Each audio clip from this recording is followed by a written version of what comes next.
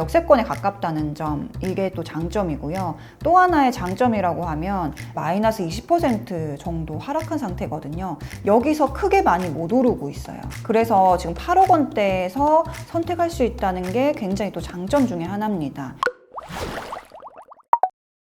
안녕하세요. 내 집 마련 전문가 강남 여유주입니다. 오늘은 서울에서 현금 3억대로 10억 원 이내 아파트를 찾고 있는 분들의 사연이 들어왔습니다. 어떤 아파트를 고민하고 있는지 같이 한번 살펴볼게요. 안녕하세요. 서울에서 전세로 살고 있는 부부입니다. 지금 집이 내년 2월에 만기이기도 하고 임신을 준비 중이라 태어날 아이가 초등학교에 들어가기 전까지 거주할 만한 아파트 매수도 함께 계획하고 있습니다. 현재 월 소득은 부부 합산 세후 750만 원 정도 되고요. 보유하고 있는 현금은 3억 5천만 원입니다. 여기에 최대 7억 정도를 대출을 받아서 10억 원대 아파트를 매수하려고 생각 중인데요. 와이프가 내년이면 만 34세라 올해 안에 대출 만기 50년으로 생애 최초 대출을 활용해서 매수를 하고 싶습니다. 현재 저희가 고려하고 있는 아파트는 신도림에 있는 아파트와 염창동에 있는 22평 아파트, 홍제역 해링턴 플레이스 26평, 무학 청구 1차, 상도 아이파크 32평 이렇게 고민을 하고 있습니다.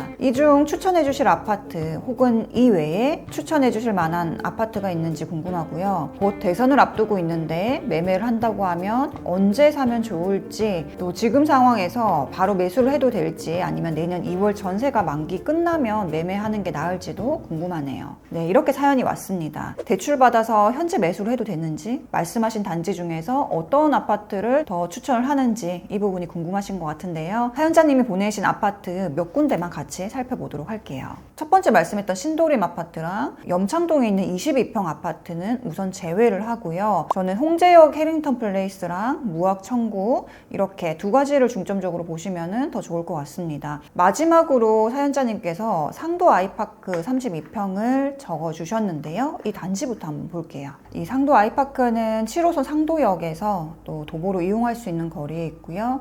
여기 같은 경우는 2004년식 아파트입니다. 위치나 이런 걸 봤을 때 이 아파트도 물론 좋습니다. 더샵이랑 같이 붙어있는 단지인데요. 초등학교도 같이 붙어있어서 아마 고르신 것 같습니다.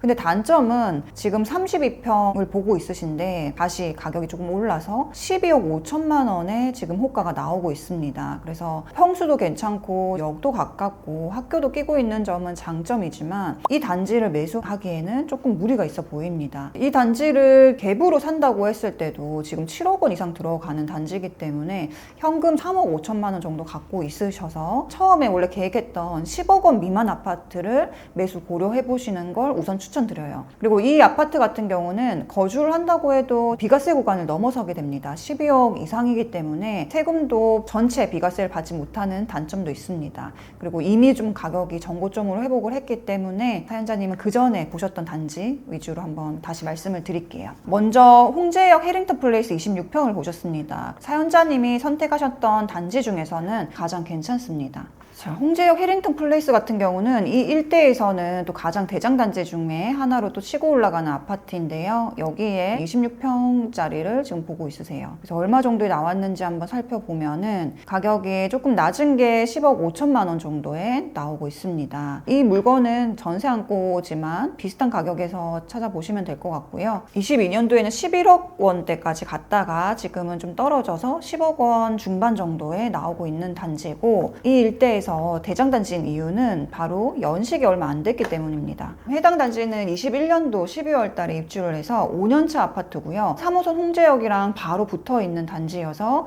역세권에 또 인기가 있는 단지죠. 바로 옆에 인항초등학교도 붙어 있습니다. 지금 신축 아파트였기 때문에 가격이 많이 떨어져 나왔다기보다는 지금 다시 조금 회복을 해서 정고점 가격까지 올라가고 있는 걸로 확인이 되고요. 최근에 거래는 또 10억대가 아닌 11억 5천에도 거래가 됐던 단지입니다. 그래서 가격이 아주 싸거나 이런 건 아니지만 지금 고르신 단지에서는 가장 신축이고 또 홍제역을 끼고 있어서 앞으로도 이 단지는 많은 사람들이 찾을 단지여서 괜찮다고 봅니다. 왜냐면 홍제동 같은 경우는 약간 언덕이나 이런 부분이 있긴 하지만 광화문까지 거리가 굉장히 가깝습니다. 그리고 3호선을 이용할 수 있다는 장점이 있고요. 그렇기 때문에 강남에 출근하시는 분들도 이 3호선 라인으로 또 전세 거주라든지 매매를 선호하시는 분들도 꽤 있습니다.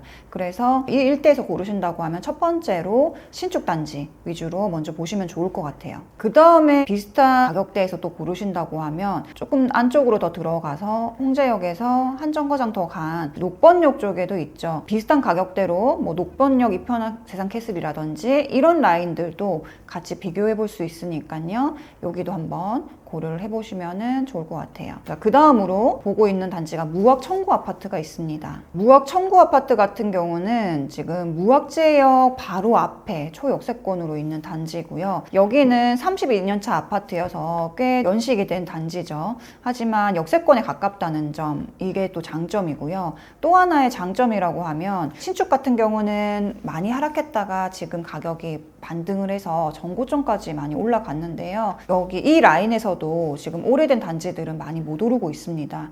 구축 단지들은 청구 아파트를 예시로 들면 31평이 10억 9천까지 올라갔다가 지금 마이너스 20% 정도 하락한 상태거든요.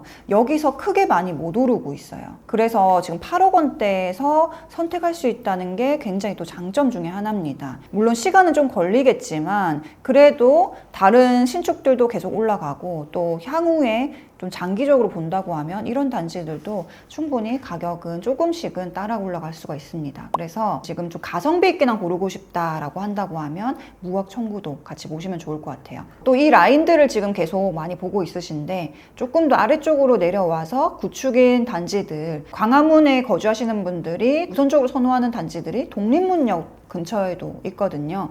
여기 구축들도 같이 살펴볼 수 있으니까 가격대 맞는 단지들 한번 임장을 가실 때 같이 둘러보시는 걸 추천을 드릴게요. 자, 그럼 마지막으로 홍제역 해링턴 플레이스 또는 이제 홍제역 인근의 신축 단지와 구축 단지 중에서 골라야 된다라고 하면 우선적으로는 신축 단지 먼저 보시고요. 그 다음으로 자금이 2억 원 차이가 부담스럽다 한다고 하면 무학 청구를 선택하시면 되겠습니다. 왜냐하면 이 차이가 뭐 3억 원 이상 이렇게 난다고 하면 대출 이자 부담이라든지 이런 게 있기 때문에 안전한 단지를 고르는 게 더 나을 수도 있는데요. 지금 두 아파트가 가격이 뭐 2억 원 이내 또는 1억 5천 정도 차이가 난다라고 한다고 하면 신축 단지를 우선적으로 선택하시는 게 좋습니다. 자, 그래서 정리를 하면은요, 지금 3억 5천 정도의 또 대출을 추가적으로 받을 생각을 하고 있으시고, 물론 지금은 두 분이 합산 소득이 좀 있기는 하지만 나중에는 아이를 낳거나 했을 때 육아휴직도 또 생각을 해야 됩니다. 그래서 너무 무리하게 아까 말씀드렸던 12억 원대 아파트를 하기보다는 사연자님이 고르셨던 신축 단지에서 10억 원대 아파트 또는 많이 오르지 않은 구축 8억 원대에서 고르는 걸 우선적으로 추천을 드려요. 그리고 추가적인 질문이 있어서 조금만 더 답변을 드리면은요, 지금 대선을 앞두고 있는데 만약 매매를 하게 된다면 언제 하는지 좋을지 이렇게 물어보셨는데, 이제 대선에 대해서는 좀 길게 지금 여기서 말씀드리긴 어렵겠지만 대선보다 중요한 부분이 7월 달에 DSR 대출 3단계 시행이 예정되어 있습니다. 그래서 조금 더 줄어들 가능성이 있고요. 그 다음에 하반기 되면 지금보다는 대출을 좀 더 규제할 수도 있기 때문에 대출을 받으셔야 되는 사연자님 입장에서는 대출이 좀 잘 나올 때, 또 대출금리가 지금 낮게 형성되어 있을 때 매수를 하시는 게 좋습니다. 지금은 또 잘 받으시면은 금리가 3%로 진행이 가능한데요. 향후에 또 하반기에는 3%가 아닌 4%까지도 올라갈 가능성도 있습니다. 그런 부분들까지 염두에 두시고 선택을 하시면 좋을 것 같아요.